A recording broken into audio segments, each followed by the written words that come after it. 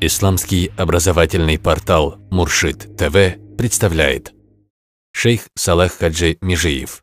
Что такое тарикат?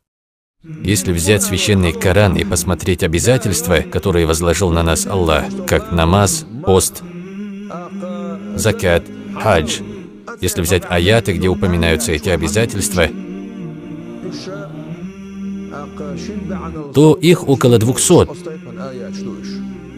А если взять аяты об имане, то есть акида, по-русски будет вероубеждение, аяты о том, как надо верить в Аллаха, в пророка, в ангелов, в судный день, предопределение Аллаха, если взять аяты, где упоминаются эти обязательства, то их чуть большее количество. Но аяты о том, как надо очищать деяния, как соблюдать ислам искренне ради Аллаха, как увеличивать богобоязненность, как увеличить любовь к Аллаху, аятов и хадисов, побуждающих тебя к этим вещам, тысячи и тысячи. Степень, которую занимает ихсан, называют степенью тасауфа, суфизма. Это наука тасауфа, в Чечне мы называем ее наука тариката. На вайнахском языке наши великие ученые называли ее наука тариката. Люди тариката. Вот что это, и ничего более. Это из религии ислам, не извне.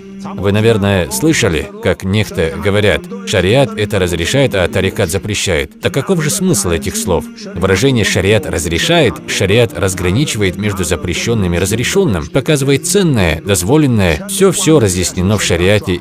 А то, что более вознаграждаемое перед Аллахом из шариата, то, что увеличивает твое поклонение, увеличивает любовь к Аллаху, все это лучшее и вознаграждаемое собрано в истинном тарикате. Выражение «тарикат запрещает» не означает, что это действие харам. Тарикат говорит тебе делать более вознаграждаемое.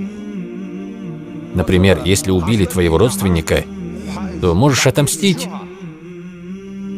Но если простить его, получишь рай. Приводятся ли эти два действия в Коране? Да, приводятся. Приводятся ли эти два действия в хадисе? Приводятся.